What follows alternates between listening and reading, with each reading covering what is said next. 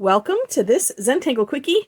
My name is Heather Hartwick Gladden. I'm a certified Zentangle teacher, and today we're going to take a look at the Tangle round square from CZT Karin Guzzetta. This is a cute one, and if you have, I'm going to put my four corners. You like how I interrupt myself? I do this all the time. I'm putting my four corners and my border in, and if you've never taken I hate calling it an intro class, but it's an intro class. I call mine Zentangle Essentials because it's the essential techniques that make up the Zentangle method, and I also believe that one can take it more than once, so that's why I don't like to call it a beginner class. But it, like I said, it talks about the essential elements that we find in Zentangle, so that way you can have a much richer Zentangle experience. And the way we start a tile is we do our four corners, then we put on a border, then we generally do a string, and it gets us working on the paper. And sometimes I just like, it's nice having that frame, so that's why I do that. All right. Long way to say I'm just doing it because I want to. No, I'm just kidding. I like to also explain. So if you've been following me, I do like to explain as we go, so that way you understand. All right, because it's more than just the cool art that happens, the cool patterns. It's so much more than that. So I encourage you to take a look. And while I'm saying that, in the description box below the links for the step outs are ways to connect with me. My website is on there, and you can check out classes. There's a couple ways to follow me where I post my classes, like on Eventbrite or Meetup, Facebook, things like that. And I need to get some more of those Zentangle Essential classes posted. So if you're interested, follow me there and be on the lookout. All right, this one is neat, and if you've ever done the Tangle and Zeppel, there are some similarities, and it's kind of neat how Karin has done this.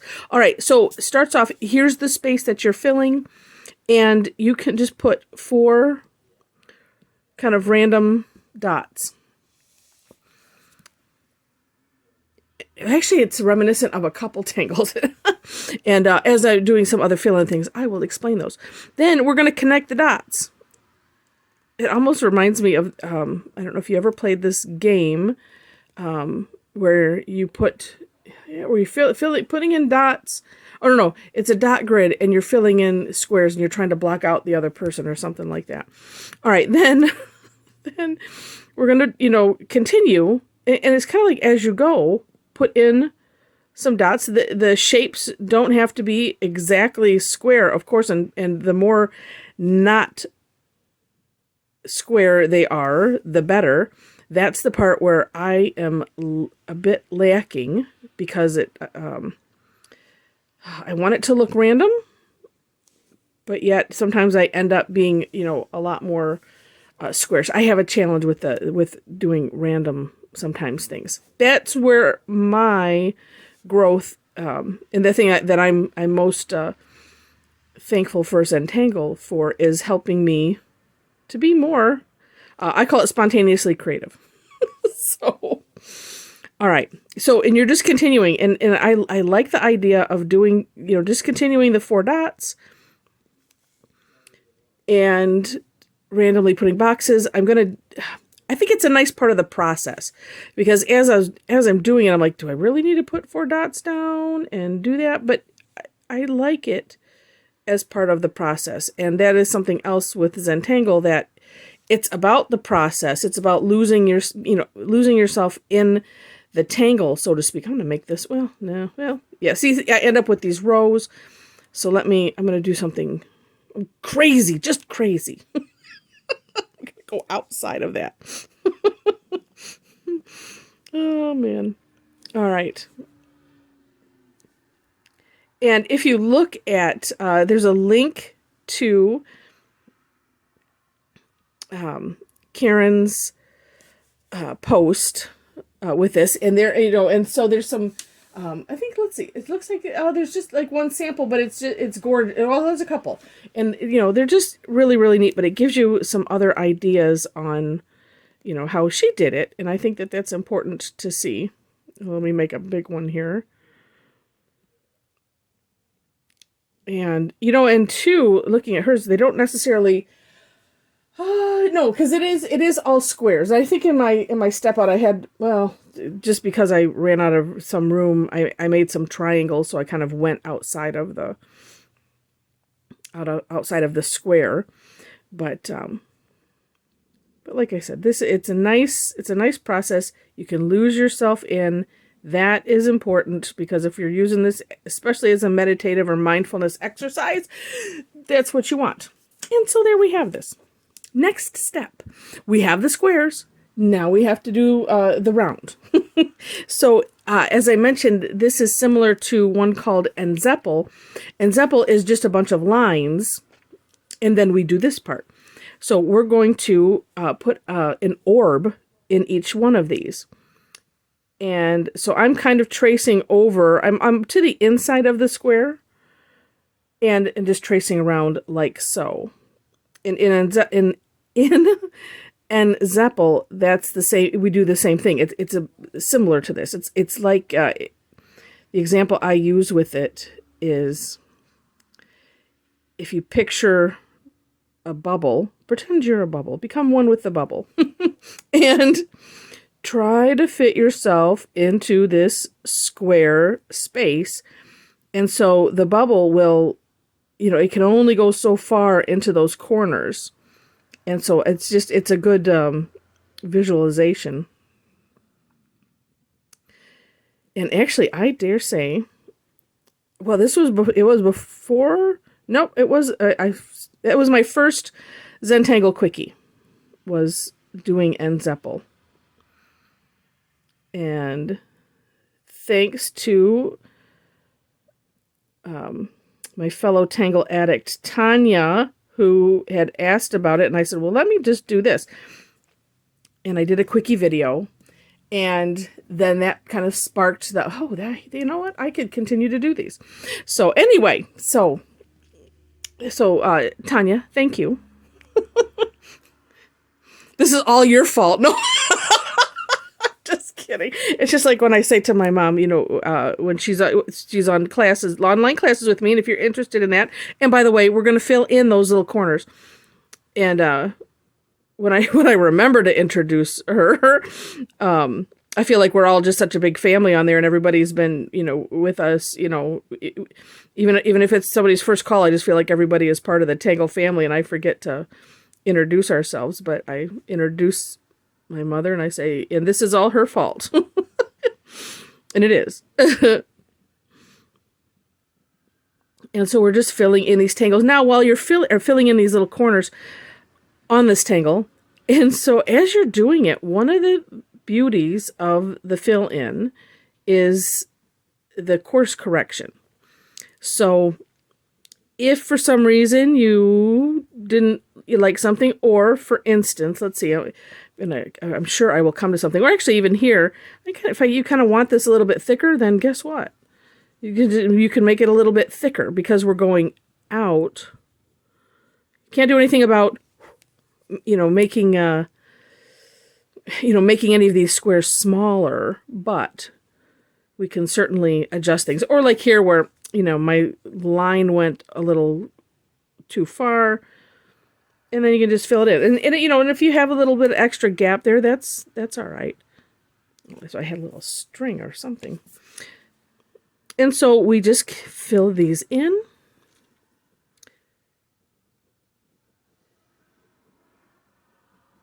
And then we can do some shading. And so while I'm filling this in, what else do I need to tell you? Let me think. So while I'm filling it in, or else I'm going to hit pause. And then if you're tangling with me, then, we can finish together. And then sometimes, and this is the other nice thing about this one too, this is also a moment in which we can kind of lose ourselves with just filling in these little corners, and you just focus in on it. And that's sometimes what's neat about using a thin pen. And because the area is small, I'm not going to use a thicker pen. But sometimes it's just nice to you just fill in, just watching the space fill in and having that be a focus. See, like here, I'm going to just make that a little bit straighter. Ooh, and well, I guess that wouldn't fit. I said if your lines were a little wiggly, actually, well, I mean, they could be, of course, because it's not going to matter. But I think what we want to have is we want to have the concept of a circle around inside of a square, as the name suggests.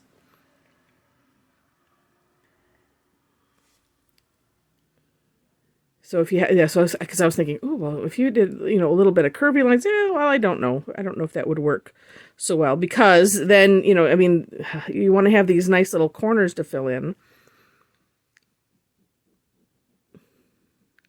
But there is a lot of fun to be had with this, because this next part is just shading. But could you use color in this? Of course you can if you want to.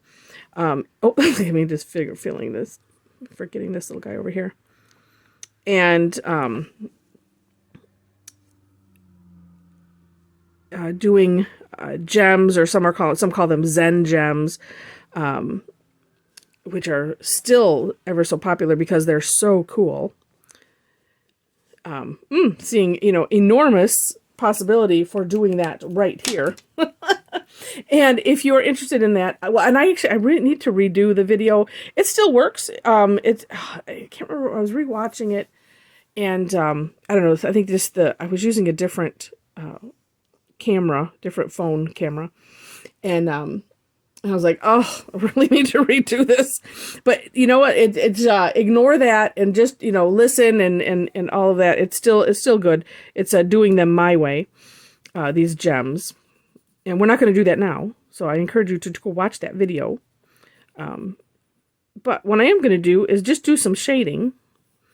And what I know I get a lot of questions about, shading, or just comments of, I just never know where to start. And after doing Zentangle for the number of years that I have, oh my gosh, let's see, 2012 is when I was introduced. So right now it is, it was 2012, and now it is 2011. So we're going on, so it's 9 years, which is amazing.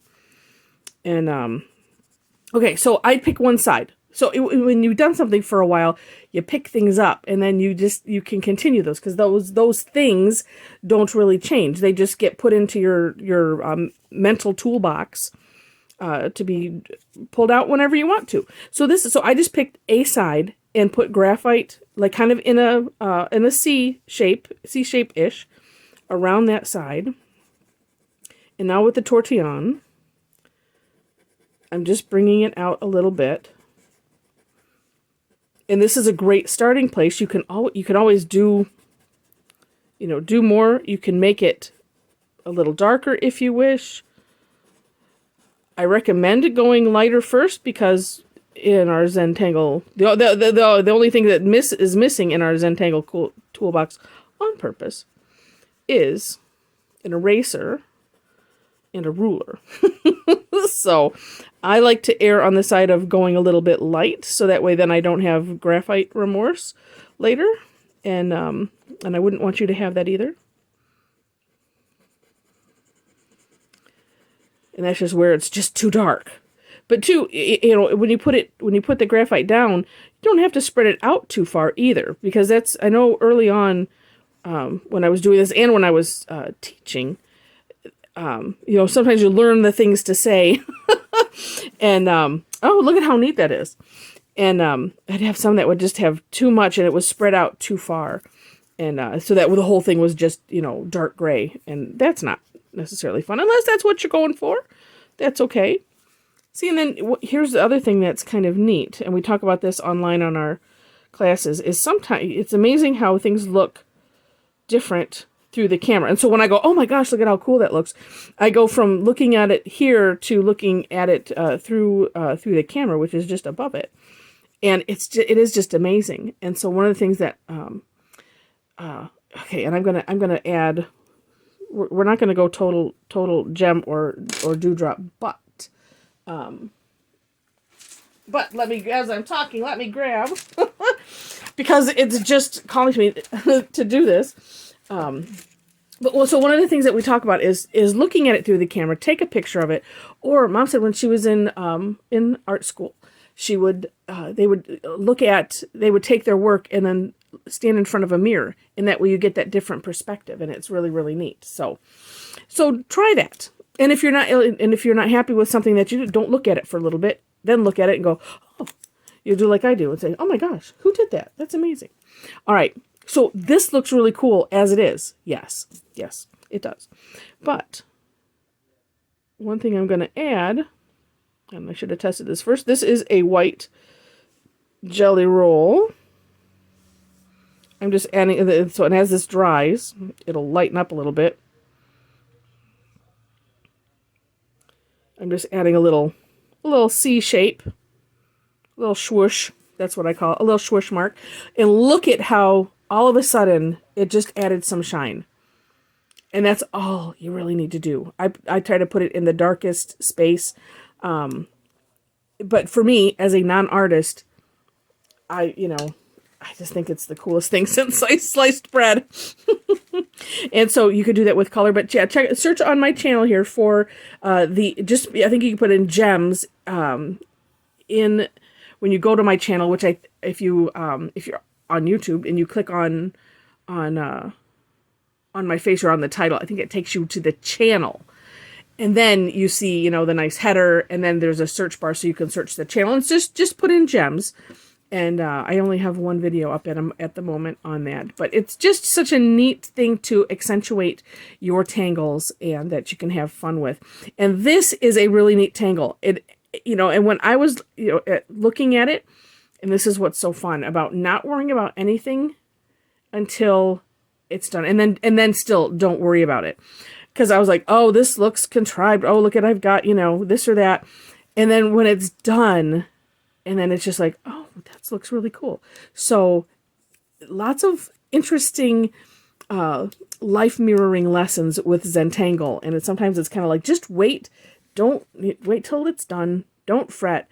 Things will be all right. Trust the process. And it is just neat. So with that, I already mentioned about the description section. If you enjoyed this video, if you enjoyed it enough to see even more, would love to have you as a subscriber. Would love you to click the like button, the thumbs up. If you do decide to subscribe, make sure to hit the notification bell next to the subscription button, so that way you can determine how you want to be notified, if you want to be notified at all. And a subscription to the site is, of course, free. If you're interested in maybe join us online for a class, I do both paid and free classes, more free than paid. And I thank those that come to the paid classes and those that are part of the Tangle Addicts membership club for really that helps support putting on everything else that I do. So with that, thanks so much for watching. I really appreciate it. And I hope you enjoyed this one. I think it's a really, really cool tangle. And with that, I wish you happy tangling.